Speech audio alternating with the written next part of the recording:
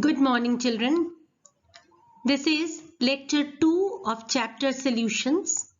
In this lecture, we will study about ideal and non-ideal solutions, type 1 and type 2 positive deviations. What is an ideal and non-ideal solution? When two liquids are completely miscible, they may be mixed together at any ratio and that the resulting solution is always homogeneous. If they are miscible, completely miscible, then they are forming homogeneous solution. For example, water alcohol, benzene toluene, benzene cyclohexane, all these are forming homogeneous solution. The binary solutions may be categorized into two parts. One is ideal and another is non-ideal solution. So what is ideal solution? When a solution of two or more completely miscible liquid obey Raoult's law, it is called an ideal solution. Raoult's law we have discussed in lecture 1. So when a solution of two or more completely miscible liquids obey Raoult's law, it is called an ideal solution. And non-ideal solution, just the reverse, the solutions which do not obey Raoult's law. A solution that obeys Raoult's law is called an ideal solution. I have already told you about this. Now, you can see a graph here. This is the graph representing when a solution is obeying a Raoult's law. That means it is an ideal solution. The graph will be a straight line graph. You can see some lines here. One is given in green color and blue color, and the other one is with the red color. Now, suppose A and B are the two liquids mixing together, and when A and B are mixing together, it is forming an ideal solution. So it should obey Raoult's law. For this, all the lines should be a straight line. Now here, this green line is showing the vapor pressure of the solution. It's a straight line, you can see. This blue line is showing the partial pressure of B, and the red line is showing the partial pressure of A. When A and B are mixing in different composition.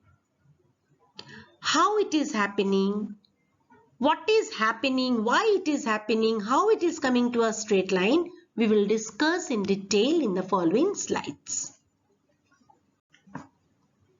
Following are the criteria for ideal solution. The two or more miscible liquids should be there. The ideal solution should obey Raoult's law. Ideal solutions are independent of temperature and concentration. Change in volume on mixing is 0. That means delta V mixing is equals to 0, and change in enthalpy, that means heat on mixing, should be 0. That means delta H mixing is equals to 0. If a solution is obeying all these criteria, then that solution is known as ideal solution. Let's find out the expression for an ideal solution. Let us suppose A and B are two liquids, miscible liquids, forming an ideal solution. If it is forming an ideal solution, it should obey Raoult's law. Suppose P is the total pressure of that particular solution. PA is the partial pressure of component A and PB is the partial pressure of component B. PA naught is the vapor pressure of the component A in its pure form and PB naught is the partial vapor pressure of the component in its pure form. Chi A is the mole fraction of component A and chi B is the mole fraction of component B. According to the Raoult's law, you all know about it, total pressure is equals to PA plus PB, which is also equals to PA naught chi A and PB naught chi B. This already we have discussed in lecture 1. From there, you can write in place of chi A, I can write 1 minus chi B. So my expression is coming to P is equals to PA naught 1 minus chi B plus PB naught chi B. Okay. Next, P is equals to PA naught minus PA naught chi B plus PB naught chi B. From there, if we'll do the calculation, we are getting this P is equals to PB naught minus PA naught chi B plus PA naught. We can write this expression as P is equals to Y, it is representing as Y. PB naught minus PA naught is representing M, chi B is representing X and PA naught is representing C. So this is an equation of a straight line. Y is equals to mx plus c. This is the equation of a straight line. So you can see that if the solution is following Raoult's law, if it is an ideal solution, so it should follow Raoult's law, and if it is following a Raoult's law, we are getting a graph which should be a straight line graph that I have already told you in the previous slide. That for an ideal solution which is following Raoult's law, the graph should be a straight line graph. Okay. For an ideal solution, we have got this equation which is a straight line equation and that is following Raoult's law. And you know that if it is following Raoult's law, the graph should be a straight line graph. You have already seen that. Now here, this is the graphical representation of vapor pressure of P of the solution against the mole fraction chi, and it should be a straight line graph. Now here in this graph, you can see A and B are the two components we have taken. Now PA naught and PB naught are the vapor pressure of A and B in their pure state respectively, and it is given by the point R and S. Okay, the point R is representing the vapor pressure of A in its pure state and S is representing the vapor pressure of B in its pure state. Okay, now you can see here the concentration of B, that is chi B, is increasing from P to Q, and the concentration of A, that is chi A, is increasing from Q to P. So at point P, the concentration of B is 0 and the concentration of A is 1. And at point Q, the concentration of B is 1, whereas the concentration of A is 0.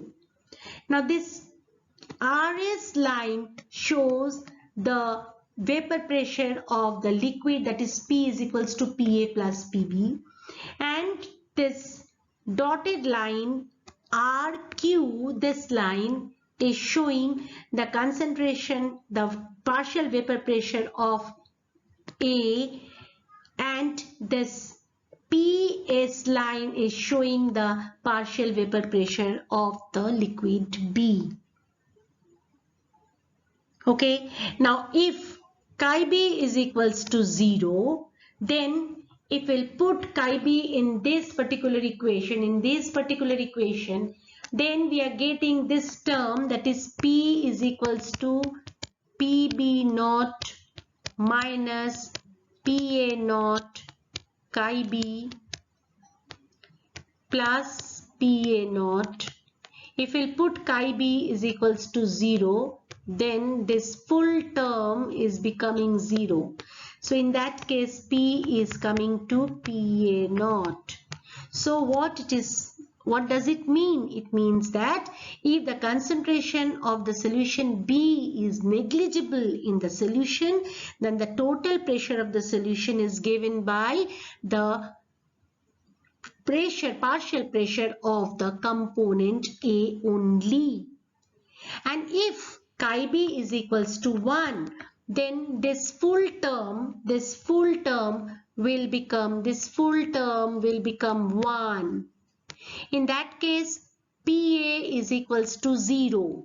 So in that case, P is equals to PB naught. That means if the concentration of the component A is negligible, then the total pressure of the solution is only because of the concentration of the component B.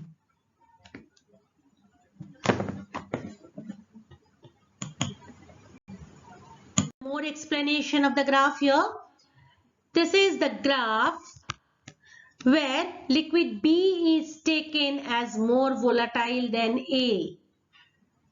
Okay, that is why PB naught is taken to be greater than PA naught. You can see that S point is in a greater height than R point. R is taken as the point which is showing the vapor pressure of the component A in its pure state, and S point is showing the vapor pressure of the component B in its pure state. So PB naught is taken to be greater than PA naught. Because B is more volatile, we have taken in this graph. RQ, this line RQ, you can see the line, this one is RQ.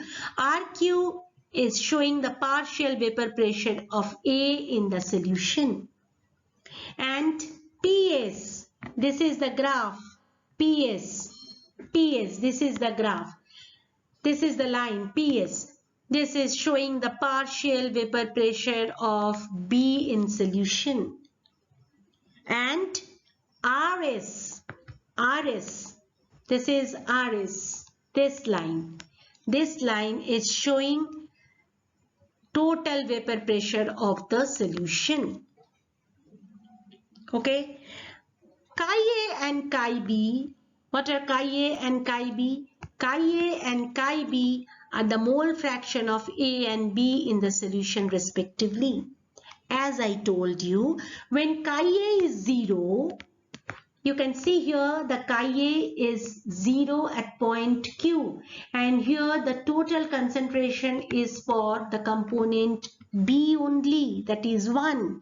When chi A is equals to 0, the full vapor pressure of the solution is due to PB. I already told you that.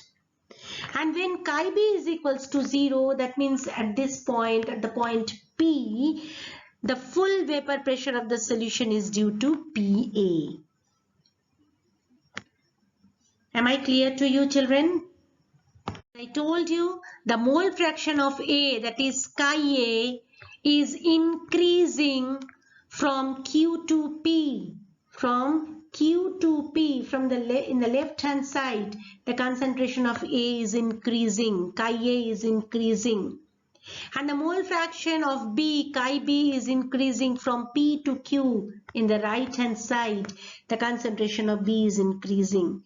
So at point P, I already discussed all these things to you. At point P, chi B is equals to 0 and chi A is equals to 1. And at point Q, the chi B is 1 and chi A is 0.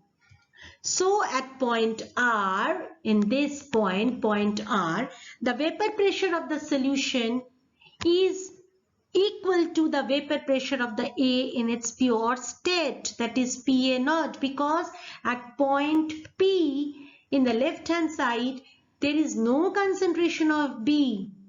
This is full of A liquid only.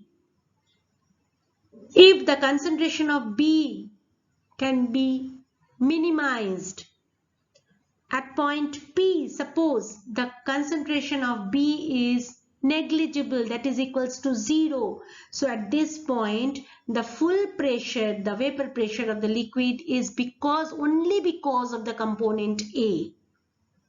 So at point R, the vapor pressure of the solution is equals to vapor pressure of A in its pure state, that is PA naught.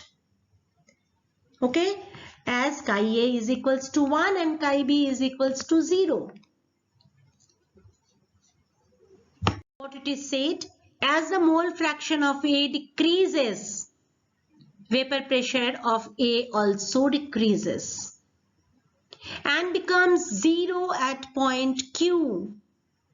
I have already explained this to you repeated times. This is the explanation for QR line, which represents the partial pressure for A component, which is a descending slope, because the mole fraction of A decreasing. So the graph is a descending slope for the vapor pressure, partial vapor pressure of the component A, that is represented by QR line, which is having a descending slope.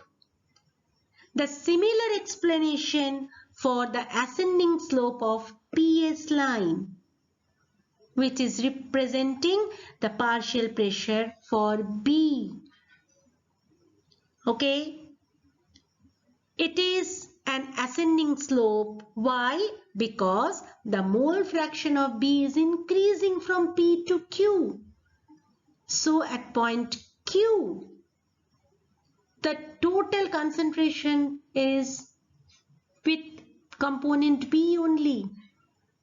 The concentration of BA is negligible at that point. So at point S, the vapor pressure of the solution is equals to the vapor pressure of B in its pure state, that is PB naught. I hope you have understood. And this RS is the total vapor pressure of the solution. So this pchi diagram is helpful in finding the value of PA, that is the partial vapor pressure of A, partial vapor pressure of B, that is PB, and P is the total vapor pressure of the solution of a particular composition. Now see here, from the above pchi diagram, it is clear that the vapor pressure of a binary ideal solution of any composition is intermediate between PA naught and PB naught. That is, PA naught and PB naught are the vapor pressure of the component of A and B in their pure state respectively. So these two are the maximum. PA naught is the vapor pressure of the component A in its ideal state, and PB naught is the vapor pressure of the component B in its pure state. These two are the boundaries. So ideal solution of A and B for any composition cannot go beyond these 2 points. It should be intermediate between PA naught and PB naught. Am I clear to you? So this is a slide given for ideal and non-ideal solution, the behavior of ideal and non-ideal solution. That is PA is equals to PA naught chi A, PB is equals to PB naught chi B, V mixing, delta V mixing is equals to 0, delta H mixing is equals to 0, total pressure P is equals to PA plus PB, that is equals to PA naught chi A plus PB naught chi B. And for non-ideal solution, PA is not equal to PA naught chi A, PB is not equal to PB naught chi B, delta V mixing is not equal to 0, delta H mixing is not equals to 0, P is not equals to PA plus PB, that is not equals to PA naught chi A plus PB naught chi B. So for non-ideal cases, we are having two types of deviation. Now I am coming to the deviation. For ideal solution, we have understood that it is following the Raoult's law. It will give a straight line graph. Now for non-ideal solution which is not following Raoult's law, this can have two types of deviation. That means the deviation from Raoult's law. Number one, if PA plus PB is greater than PA naught chi A plus PB naught chi B, then it is showing a positive deviation. And if PA plus PB is less than PA naught chi A plus PB naught chi B, then it is showing negative deviation. Okay. We will discuss about positive and negative deviation both in this chapter. Now here in this lecture, we will talk about only positive deviations. Now we are having two types of positive deviation. One is type 1 positive deviations and type 2 positive deviation. What is type 1 positive deviation? You can see a graph here. Now in this graph we have taken, suppose we have taken two components A and B are the two liquids. When they are mixing, we are getting a solution. And after mixing the component A and B, we will get a total vapor pressure of that particular solution. If PA is the vapor pressure of the component A and PB is the vapor pressure of the component B, then the total vapor pressure of the solution will be PA plus PB. So what is my first type 1 deviation is saying, type 1 positive deviation is saying, it is saying that at no point of time PA plus PB, that is the total vapor pressure of the solution, will be more than the vapor pressure of more volatile component in the pure state.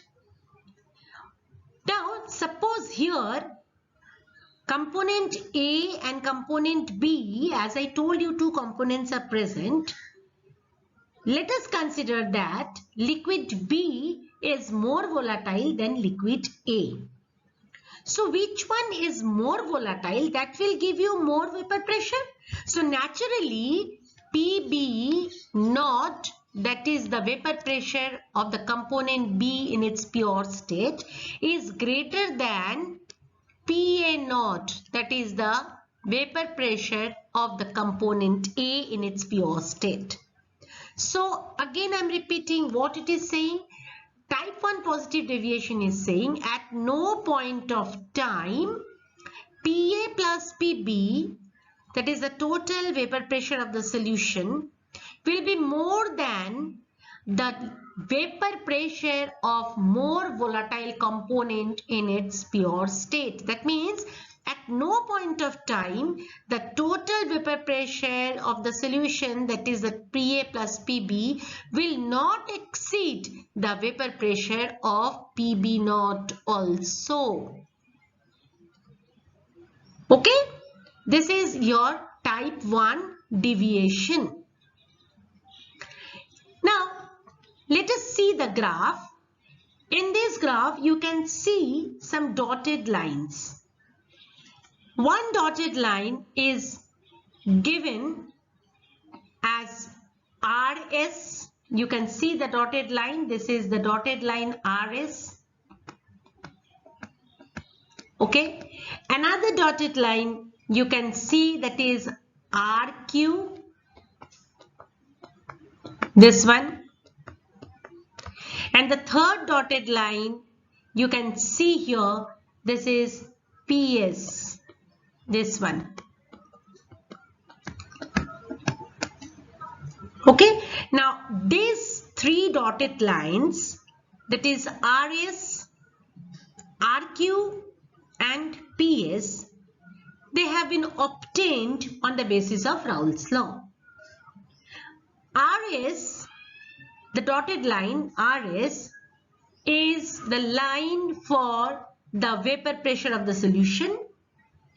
RQ, that is the line for vapor pressure of component A only, partial vapor pressure of component A, and line PS is the partial vapor pressure of component B. This we are getting according to Raoult's law. This should come straight line.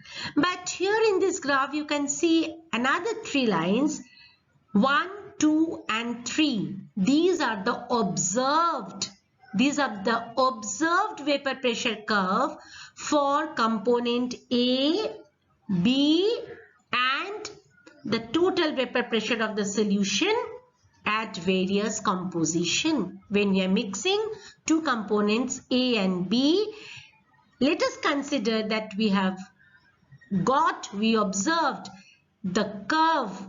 They are not straight, they are just like curve 1, 2 and 3. These three are 1, 2 and 3. Three curves we are getting. These are the vapor pressure of the component A, vapor pressure of component B and vapor pressure of component A plus B respectively.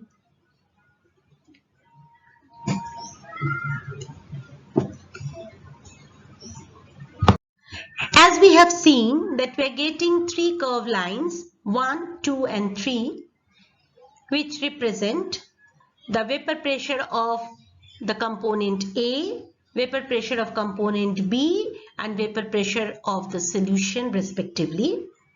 These three are not obeying the Raoult's law. We are getting three curved lines and this will not obey Raoult's law because they are non-ideal solution and they are giving positive deviation. So what conclusion can we draw from here? The first one, line 3 lies above RS. You can see here that is line 3, this line is lying above the line RS. Okay. The vapor pressure of the solution, is higher than that given by Raoult's law. We can see here the vapor pressure of the solution which represents by the line 3 is higher than that given by the Raoult's law, that is RS dotted line. Number 2, lines 1 and 2 are also above RQ and PS. RQ and PS. They are also showing positive deviation. But what is the most interesting thing here? At no composition, line 3, that is the vapor pressure of the solution, exceeds PB naught. What is PB naught? Vapor pressure of the more volatile component in the pure state. Now you know that B is more volatile component than A. So PB naught is greater than PA naught. So if you can draw a straight line from PB naught, we are getting this particular line, Okay. Now you can see here that the type 1 positive deviation is saying that at no point of time this vapor pressure of the solution is exceeding the vapor pressure that is obtained by B in its pure state. Okay, this is known as type 1 positive deviation.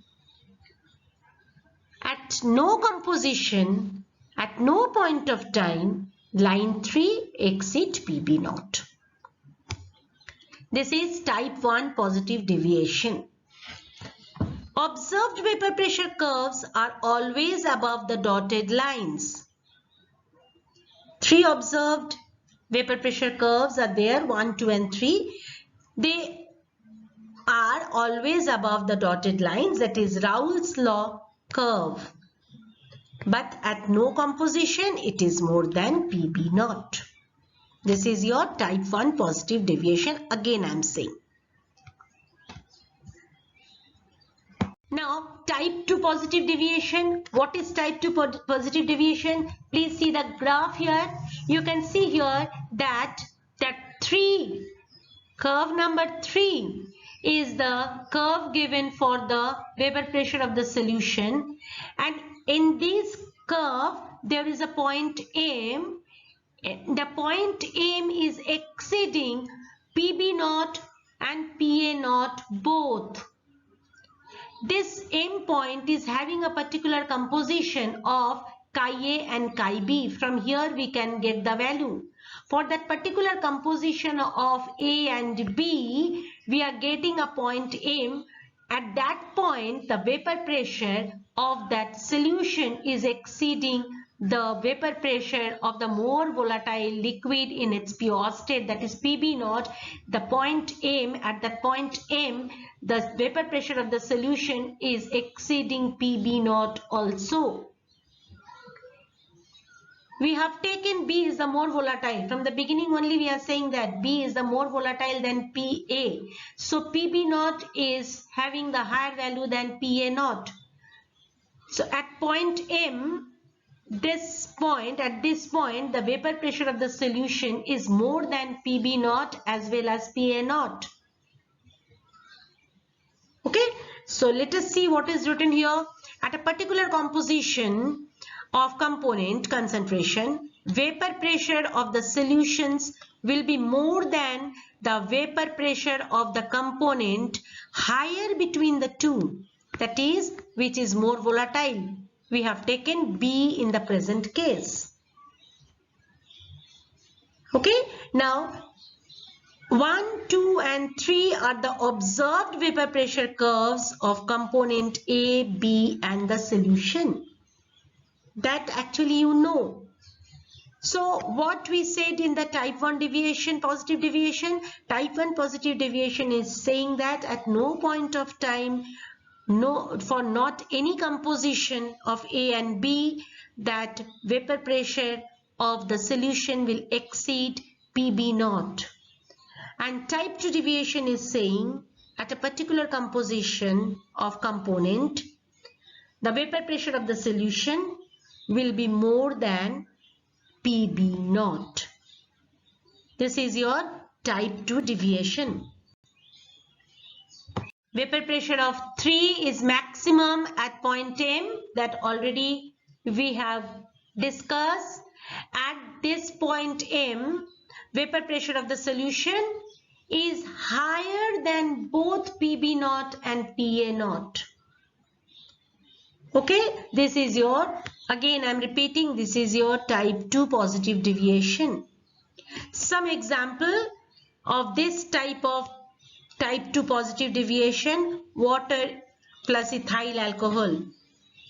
Some other common example of the solution showing positive deviations: water plus methanol, water plus ethanol. These all are common example which are showing positive deviation by two components, water and methanol, water and ethanol. Okay, when we are mixing this, we are getting a solution. So that solution is also having a vapor pressure, but that is not following Raoult's law. They are showing positive deviation. I think I am clear to you. What is the reason for positive deviation? What is the reason for positive deviation? Suppose we are having two molecules A and B. Now when they are not mixed, the molecule A may be joined in this way. This is the molecule A. Maybe they are joining in this way. Okay, so we have to break the bond because we have to mix A and B together.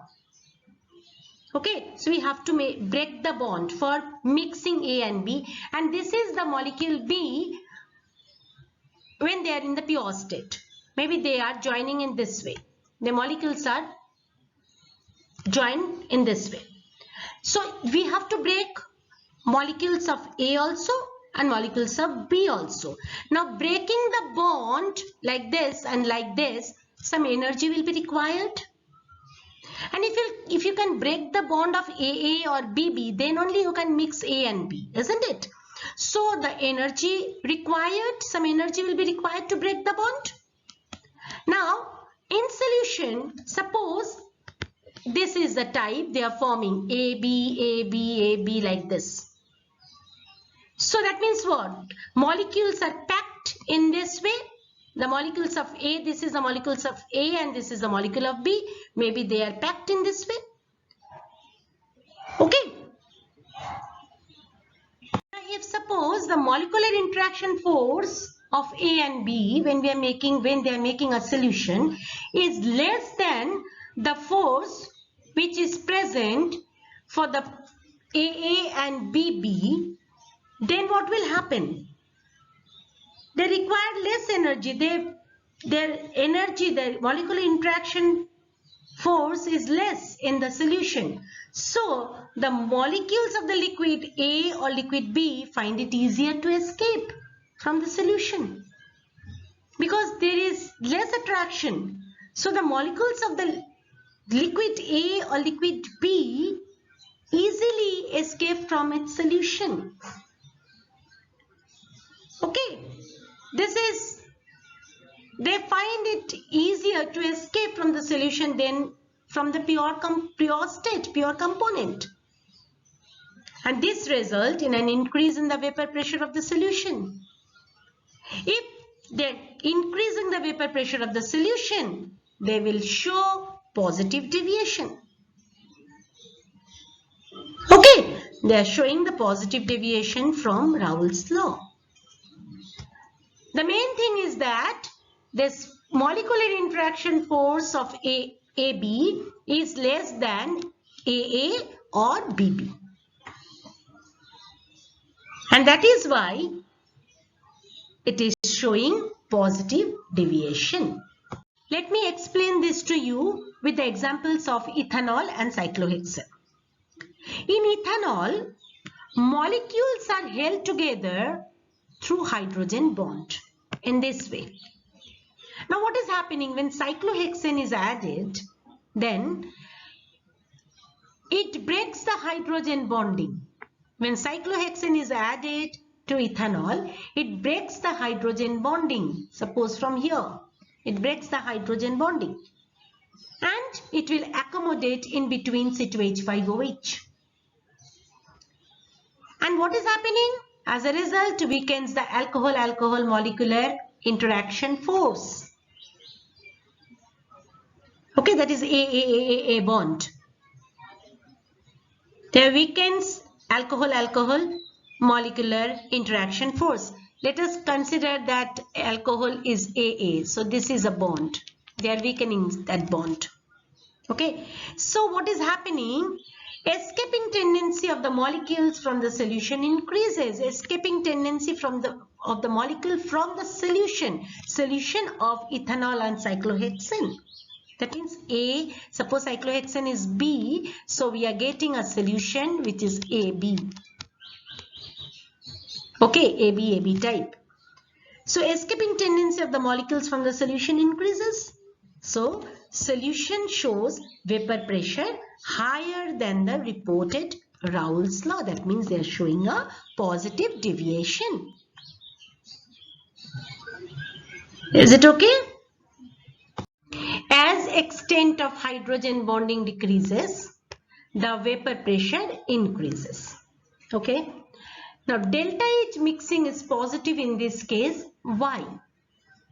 This is a reasoning question and very important also.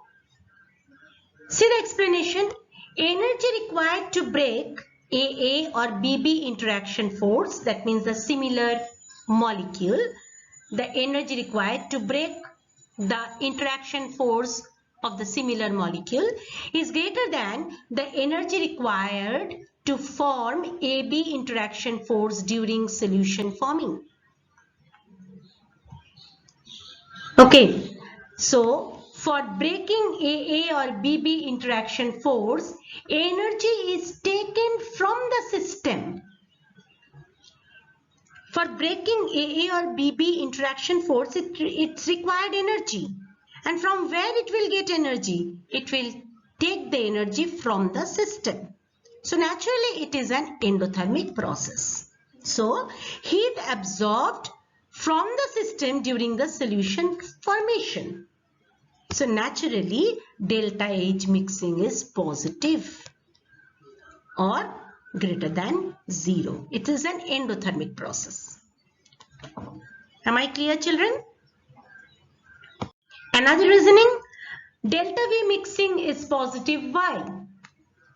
Since AB interaction forces are weaker, the molecules will be loosely held, which will lead to increase in volume during formation of solution. Very easy. Therefore, delta V mixing is positive or greater than 0. These two we have seen. For non-ideal solution, they are not following the Raoult's law. So we have seen that delta H mixing is greater than 0 and delta V mixing is also greater than 0 for the non-ideal solution. Am I clear? Have you understood, children? Now with this, lecture 2 ends here. In the next lecture, we will discuss about the negative deviation and constant boiling, that is azeotropic mixture.